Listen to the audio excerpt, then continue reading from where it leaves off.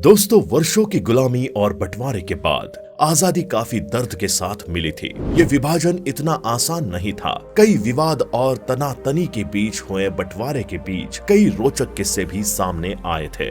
विभाजन से जुड़े ऐसे रोचक रहस्य है जिससे आज भी लोग अनजान हैं। इस वीडियो में हम उन्हीं रोचक रहस्यों या कमाल के तथ्य कह लीजिए, उन्हीं के बारे में बात करेंगे। वीडियो शुरू करने से पहले अगर आप हमारे channel the knowledge of history पर पहली बार आए हैं तो चैनल को सब्सक्राइब कर लीजिए। चलिए वीडियो को शुरू करते हैं। तो welcome back to the knowledge of history channel and this channel and all scripts are own by Hitesh Giri Gosai.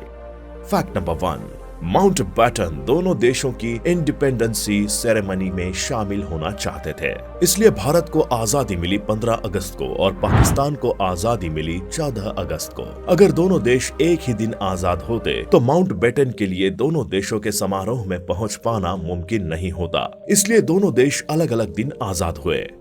Fact number 2, साल 1947 का वो समय जब आनन फानन में ब्रिटेन से बुलाए गए सिरिल रेडक्लिफ से कहा गया था कि भारत के 2 टुकड़े करने हैं। रेडक्लिफ न कभी भारत आए थे न यहाँ की संस्कृति की समझ थी, बस भारत को बांटने का जिम्मा उन्हें सौंप दिया गया था। क्या गुजरा होगा रेडक्लिफ के दिलो दिमाग में? उन्होंने बाद में कहा कि मुझे 10-11 दिन मिले थे सीमा रेखा खींचने के लिए। उस वक्त मैंने बस एक बार हवाई जहाज के जरिए दौरा किया, न ही जिलों के नक्शे थे मेरे पास। मैंने देखा लाहौर में हिंदुओं की संपत्ति ज्यादा है, लेकिन मैंने ये भी पाया कि पाकिस्तान के हिस्से में कोई बड़ा शहर ही नहीं था। मैंने लाहौर को भारत से निकाल कर पाकिस्तान को दे दिया। अब इसे सही कहो या गलत, लेकिन ये मेरी मजबूरी थी। पाकिस्तान के लोग मुझसे नाराज हैं, लेकिन उन्हें खुश होना चाहिए कि मैंने उन्हें लाहौर दे दिया। फैक्ट नंबर 3, 14 अगस्त 1947 को जब भारत को आजादी मिलने में कुछ ही घंटे शेष बचे थे और देश में हजारों हिंदू सिख मुसलमानों का कत्ले-आम हो रहा था। माउंटबेटन के बारे में ये कहा जाता है कि उस वक्त वो अपनी पत्नी एडविना के साथ अमेरिका एक्टर बॉब होप की मूवी माय फेवरेट ब्रूनेट देख रहा था।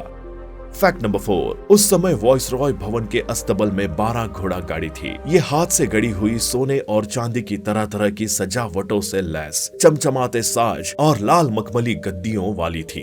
भारत के हर वॉइसरॉय, हर शाही मेहमान और भारत से गुजरने वाले हर शाही मुसाफिर को इन्हीं गाड़ियों में बैठाकर राजधानी की सैर कराई जाती थी। इनमें 6 की सजावट सुनहरी यानी गोल्डन और 6 की सिल्वर थी। गाड़ियों के सेट को तोड़कर बांटना दुखद होता दोस्तों, इसलिए तय हुआ कि एक राज्य को सुनहरी और दूसरे को रूपहली गाड़ियां दे दी जाए। माउंटबेटन के एडीसी लेफ्टिनेंट कमांडर पीटर होज ने सुझाव दिया कि सिक्का उछालकर फैसला होगा कि किसी राज्य को कौन सी गाड़ियां मिलेगी। भारत की तरफ से कमांडर मेजर गोविंद सिंह और पाकिस्तान की तरफ से कमांडर मेजर याकूब खान वहां मौजूद थे। चांदी का एक सिक्का हवा में उछाला गया। गोविंद सिंह ने चिल्लाकर कहा, पुतली। सिक्का जब अस्तबल के फर्श पर गिरा तो मेजर गोविंद सिंह की खुशी का ठिकाना नहीं था। साम्राज्यवादी शासकों की सुनहरी गाड़ियां भारत को मिली थी।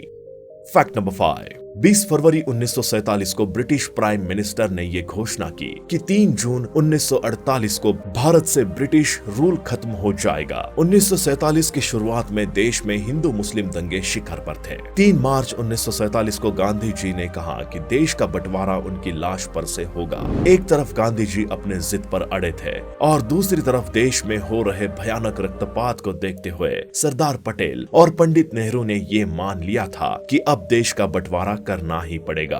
उधर माउंटबेटन को ये बात अनुभव हो रही थी कि अगर ब्रिटेन को भारत में हो रही हिंसा के कलंक से बचना है तो जल्द से जल्द देश को आजाद कर देना चाहिए। यही वजह है कि माउंटबेटन ने आजादी की तारीख जून 1948 से खिसकाकर 10 महीने पहले 15 अगस्त 1947 तय कर दी। आखिरकार देश को आजादी मिली, लेकिन देश के विभाजन की कीमत पर। फैक्ट नंबर 6, बंटवारे के लिए 73 दिन का समय था। ऐसे में हिंदुस्तान के हर हिस्से में सरकारी कार्यालयों में मेज, कुर्सियां, झाड़ुएं और टाइपराइटर गिने जाने लगे। संपत्ति का 80% हिस्सा भारत और 20% हिस्सा पाकिस्तान को देना तय हुआ था। सामान के विभाजन पर बहस ही नहीं बल्कि लड़ाइयां भी हुई। विभागों के बड़े अधिकारियों ने अपने अच्छे टाइपराइटर छुपा देने की या दूसरे पक्ष के हिस्से में आने वाली नई मेज, कुर्सियों की जगह पुरानी टूटी हुई मेज, कुर्सियां लगा देने की पेशकश की। कुछ कार्यालय तो बिल्कुल कबाड़ी बाजार बन गए। लाखों लोगों की किस्मत का फैसला करने वाले बड़े बड़े सफेद पोश प्रतिष्ठित जॉइंट सेक्रेटरी एक कलमदान के बदले में पानी के जग की, हैट मांगने की, खुंटी स्टैंड के बदले छतरी रखने की स्टैंड की, 125 पीन कुशन के बदले एक कमोड की अदला बदली कर रहे थे। फैक्ट नंबर 7, नौकरशाहों के अलावा कुछ चरमपंथी विचारों के लोग भी अपने दावे पेश कर रहे थे। कुछ मुसलमान चाहते थे कि ताजमहल को तोड़कर पाकिस्तान भिजवा दिया जाए क्योंकि इसे एक मुसलमान ने बनवाया था। वही हिंदू साधुओं की हट थी कि सिंधु नदी उन्हें मिलनी चाहिए क्योंकि लगभग 25 शताब्दी पहले पवित्र वेद उसी के पावन तट पर बैठकर लिखे गए थे।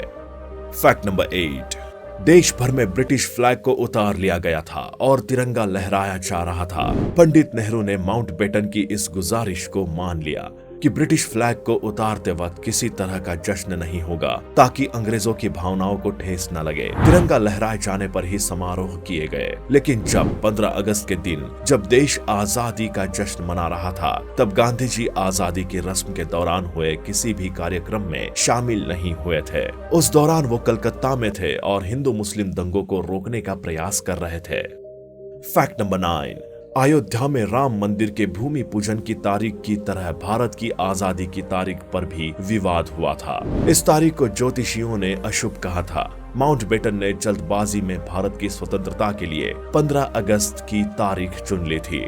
कई ज्योतिषियों ने मिलकर अंत में भारतीय राजनीतिज्ञों को सलाह दी कि 15 अगस्त का दिन तो राष्ट्र के आधुनिक इतिहास को आरंभ करने के लिए बेहद अशुभ है। इसकी तुलना में 14 अगस्त को ग्रहों की स्थिति काफी अच्छी है। भारत के राजनीतिज्ञों ने ग्रहों की दशा को टालने के लिए जो सुझाव रखा, उसे वॉइस रॉय ने तुरंत मानकर संतोष की सांस ली। उन्होंने ये निर्णय लिया कि भारत और पाकिस्तान 14 अगस्त 1947 को ठीक आधी रात को स्वतंत्र राष्ट्र बन जाएंगे। फैक्ट नंबर 10, रेड क्लिफ के काम से न तो इंडियन लीडर खुश थे और न ही पाकिस्तान लीडर। दोनों ने ही जमकर रेड क्लिफ की आलोचना की। इससे रेड क्लिफ नाराज हो गए। रेड क्लिफ को उसके काम के लिए 2000 यूरोज मिलने थे। उसके अपने नाराजगी जाहिर करते हुए उन पैसों को लेने से इनकार कर दिया। फैक्ट नंबर 11 है, 15 अगस्त को दोनों देश आजाद हो गए और देश का बंटवारा हो चुका था। लेकिन माउंटबेटन ने रेड क्लिफ की सीमा रेखा निर्धारित करने वाली रिपोर्ट आजादी के 2 दिन बाद 17 अगस्त को पब्लिश की। ये एक बड़ा कारण था कि देश की इतनी बुरी हालत हुई और इतने लोग मारे गए क्योंकि आखिरी समय तक लोगों को पता ही नहीं था कि पंजाब का कौन सा हिस्सा पाकिस्तान के पास रहेगा और कितना हिंदुस्तान के पास। लोग बेहाल होकर सिर्फ अपनी मंजिल को तलाश कर रहे थे।